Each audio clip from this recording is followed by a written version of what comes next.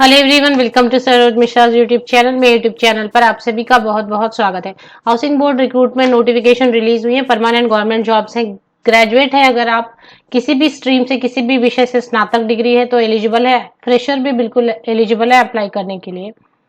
Salary government पे scale के हिसाब से अच्छी सैलरी बनेगी। मंथली सैलरी किसी भी स्टेट के कैंडिडेट अगर इंटरेस्टेड एंड एलिजिबल है तो एप्लीकेशन कर सकेंगे। बाकी की सभी डिटेल्स के लिए आगे ऑफिशियल वेबसाइट की तरफ। ऑफिशियल वेबसाइट पे एडवर्टीजमेंट अवेलेबल है। ऑनलाइन एप्लीकेशन 3 अक्टूबर 2022, 3 अक्टूबर 2022 से ऑनलाइन एप्लीकेशन भी शुरू हो चुकी है।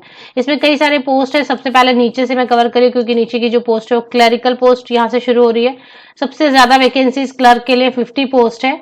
लॉ ऑफिसर के लिए 1 पोस्ट है। इसके बाद जूनियर ड्राफ्ट्समैन सिविल के लिए 3 पोस्ट है। Junior engineer horticulture 1, junior engineer electrical के लिए 7 पोस्ट है। Junior engineer public health 5 post है। इसके बाद junior engineer building, junior assistant architect, sub divisional engineer और sub divisional engineer electrical public health and building के लिए। तो ये इतनी सारी वैकेंसीज बेसिकली तो सब मुझे टेक्निकल पोस्ट नजर आ रहे हैं। नॉन टेक्निकल में क्लर्क के लिए जो है सबसे ज्यादा वैकेंसीज है। 50 वैकेंसीज है, 50 वैकेंसीज क्लर्क के लिए नॉन टेक्निकल। और इसकी जो नोटिफिकेशन है वो कहाँ से रिलीज हुई है? चंडीगढ़ हाउसिंग बोर्ड से रिलीज हुई है। एक बार वेबसाइट देख लेते हैं। ये चंडीगढ़ हाउसिंग बोर्ड की ऑफिशियल वेबसाइट है। चंडीगढ़ हाउसिंग बोर्ड की ऑफिशियल वेबसाइट है चंडीगढ़ एडमिनिस्ट्रेशन अंडरटेकिंग। तो ये चंडीगढ़ एडमिनिस्ट्रेशन के अंतर्गत चलाया जा रहा है चंडीगढ़ हाउसिंग बोर्ड। तो इसकी जो जॉब अगर परमानेंट पोस्ट है तो वो यहाँ पे रिक्रूटमेंट भी नजर आ रही है आपको राइट हैंड साइड में, रिक्रूटमेंट इन चंडीगढ़ हाउसिंग बोर्ड। इस पर एक बार क्लिक करके आप देख सकते हैं। इस तरीके से एडवर्टीजमेंट जो ओपन हो रही है वो टोटल 11 पेजेस की है। और की इंपॉर्टेंट अगर डेट्स की बात करें तो ऑनलाइन सबमिशन एप्लीकेशन वो 3 अक्टूबर से शुरू हो रही है। And online application submission last date रहेगी 31 अक्टूबर। और एप्लीकेशन फी सबमिट करने के लिए लास्ट डेट रहेगी 4 नवंबर। तो जितने भी टेक्निकल पोस्ट है वो सभी ठीक है, वो आप चेक कर लें। मैं आपको क्लरिकल पोस्ट नॉन टेक्निकल जो है उसके लिए बता देती हूँ क्वालिफिकेशन, बिकॉज उसमें पोस्ट भी ज्यादा है। 50 पोस्ट भी है, 50 पोस्ट भी है। यहाँ पे लिख दिया ऑन रेगुलर बेसिस। तो ये सारे जो वैकेंसीज हैं वो सभी रेगुलर बेसिस पर रहेंगे। तो डायरेक्टली हम चलेंगे जो पोस्ट क्लरिकल पोस्ट है उसकी एसेंशियल क्वालिफिकेशन हम लोग चेक करेंगे। तो यहाँ पर फिलहाल टेक्निकल पोस्ट के लिए शुरू हुआ एजुकेशनल एंड अदर क्वालिफिकेशन। तो जो डिग्री वाले कैंडिडेट है, इंजीनियरिंग जिन्होंने की है वो electrical, civil, building, architect, public health ये सब चेक कर सकते हैं। अगर आपने इंजीनियरिंग किया हुआ है, डिप्लोमा किया हुआ है, इंजीनियर डिप्लोमा इंजीनियर है या इंजीनियर है तो वो आप ऊपर के टेक्निकल पोस्ट आप चेक कर लें। बाकी नीचे की तरफ स्क्रॉल डाउन करते हैं, ड्राफ्ट्समैन की जो पोस्ट है उसमें अभी कुछ रहता है कि मैट्रिक पास कैंडिडेट अप्लाई कर सकते हैं। बट अगर आपके पास आईटीआई ड्राफ्ट्समैन से डिप्लोमा 2 इयर्स वाली है तो ये वाली एक पोस्ट जो है इसमें 10th पास प्लस आईटीआई ड्राफ्ट्समैन की अगर डिप्लोमा है तो कर सकते हैं एप्लीकेशन। क्लर्क की पोस्ट पर डायरेक्टली हम आए। यहाँ पर bachelor degree from a recognized university, मतलब स्नातक होनी चाहिए किसी भी रिकॉग्नाइज्ड यूनिवर्सिटी, कॉलेज, इंस्टीट्यूशन से। और proficiency in operation of computer, और कंप्यूटर आपको आना चाहिए, वर्ड प्रोसेसिंग, स्प्रेडशीट वगैरह वो नॉर्मली सभी को आता है। नहीं आता है तो थोड़ा वक्त लेके हम सीख लेते हैं। एंड स्पीड ऑफ 35 वर्ड पर मिनट इन इंग्लिश टाइपिंग, और इतनी आपकी टाइपिंग स्पीड होनी चाहिए। Certificate of ICT skill course on computer concept 80 hours. तो इसमें से एक कोई सर्टिफिकेट अगर आपके पास है, कई सारे यहाँ पे मेंशन किए, इनमें से कोई अगर एक सर्टिफिकेट आपके पास है, बैचलर डिग्री है, टाइपिंग स्पीड के लिए कोई सर्टिफिकेट तो नहीं मांगी जा रही है, लेकिन टाइपिंग स्पीड अगर है, बैचलर डिग्री है, और साथ में ये सेकेंड में काफी सारे सर्टिफिकेट का नाम बताया गया, डोइक का अगर है या एनआईई लीड से आपने कोई कंप्यूटर से रिलेटेड किया हुआ है एटलीस्ट 80 आवर्स का, तो आप एप्लीकेशन कर सकते हैं। इसके बाद जो एज की अगर बात कर लेते हैं, अनरिजर्व कैटेगरी ईडब्ल्यूएस कैटेगरी के कैंडिडेट्स के लिए 18 years minimum and 37 years maximum होनी चाहिए। अगर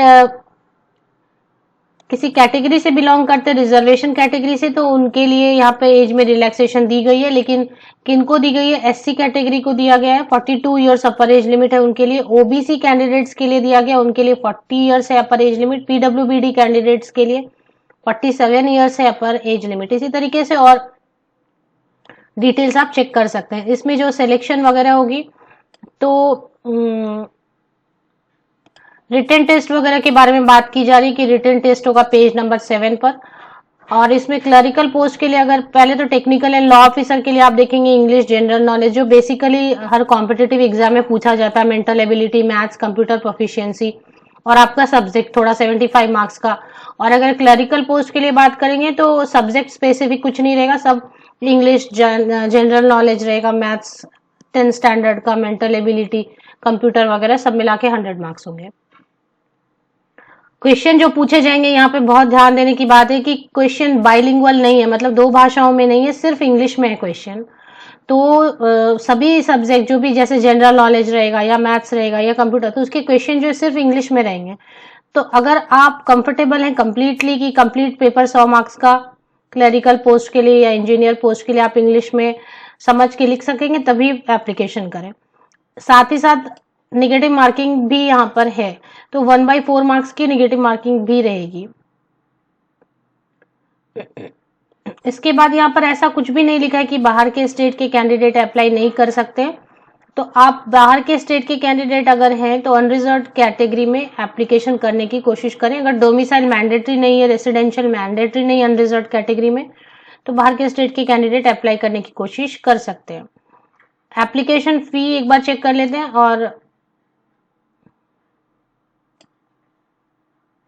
it is important to note that requisite application examination fee can only be deposited in any of State Bank of India branches। तो किसी state SBI के branch में केवल करना है। अभी कितना है ये यहाँ पर लिख दिया गया है, ये देखें पेज नंबर 10 पर ₹400 per post in case of SC category candidates and ₹800 per post in case of all other categories। PWD can physically handicapped candidates, physically disabled candidates के लिए कोई भी फी नहीं रहेगी, फी एग्जम्प्ट किया रहेगा। बाकी जनरल कैटेगरी के कैंडिडेट के लिए 800 रुपये रहेंगे और SC कैंडिडेट्स के लिए 400 रुपीज। तो सिर्फ जनरल के लिए नहीं, मतलब SC कैंडिडेट्स छोड़ के बाकी जितने भी कैंडिडेट रहेंगे, OBC रह गए या जनरल रह गए या ST भी, मुझे लग रहा है ST कैंडिडेट्स को भी रिलैक्सेशन नहीं है फी में, तो वो SC कैंडिडेट छोड़ के PWD कैंडिडेट छोड़ के सभी के लिए 800 रुपए। जैसे मैंने बताया ये ऑफिशियल वेबसाइट है, एक बार इस पे क्लिक करके देख लेते हैं रिक्रूटमेंट इन चंडीगढ़ ये क्या ओपन हो रहा है, तो इससे पता चलेगा कि इस पर ये है क्या एडवर्टीजमेंट। ये राइट हैंड साइड में है ना, रिक्रूटमेंट इन चंडीगढ़ हाउसिंग बोर्ड चंडीगढ़, इस पर क्लिक कर लेते हैं तो ये पेज ओपन हो रही है। और यहाँ पर देखिए, यहाँ पर ये recruitment in Chandigarh housing board Chandigarh recruitment notice and information, ये जैसे आप क्लिक करेंगे तो 11 पेजेस की एडवर्टीजमेंट PDF डाउनलोड कर सकेंगे। और अगर आप इंटरेस्टेड है कि 50 पोस्ट है, इंग्लिश में पेपर आएगा तो मैं कंफर्टेबल हूँ, आप अप्लाई करना चाहते हैं तो अप्लाई ऑनलाइन यहाँ से एप्लीकेशन कर सकते हैं। सिर्फ 11 पेज की एडवर्टीजमेंट है, सबसे पहले एडवर्टीजमेंट बैठ के पढ़ें और उसके बाद ही एप्लीकेशन करें। सैलरी जो यहाँ पर दे दिया गया क्लर्क के लिए 10,300 से लेके 34,800 प्लस ग्रेड पे रहेगा 3200 का। लॉ ऑफिसर के लिए भी वैसे बस ग्रेड पे 4,200 का रहेगा। और बाकी जो पोस्ट है उनके लिए भी सेम है, लेकिन ग्रेड पे अलग रहेगा। ग्रेड पे किसी के लिए 4,800 है, किसी के लिए 3,200 है, किसी के लिए 5,400 है ग्रेड पे। तो इस तरीके से सैलरी मिनिमम जो है अच्छी सैलरी बनेगी, 35,000 के अराउंड स्टार्टिंग सैलरी बनने वाली है। ऑफिशियल वेबसाइट की लिंक अगर आप सर्च करें तो मेरे इसी यूट्यूब वीडियो के डिस्क्रिप्शन बॉक्स को चेक करें, स्क्रॉल डाउन करके नीचे तक आपको लिंक अवेलेबल मिलेगी। इसी वेबसाइट पे राइट हैंड साइड में रिक्रूटमेंट वगैरह लिखा है, उस पर क्लिक करेंगे तो वहीं पर एडवर्टीजमेंट डिटेल्ड है और साथ ही साथ एप्लीकेशन की लिंक भी है। क्वेश्चन पेपर इंग्लिश में आएगा कंप्लीटली, इसलिए ये पॉइंट समझते हुए बाकी कंडीशंस पढ़ लें, एडवर्टीजमेंट तभी एप्लीकेशन करें। आप सभी को best wishes, thank you very much.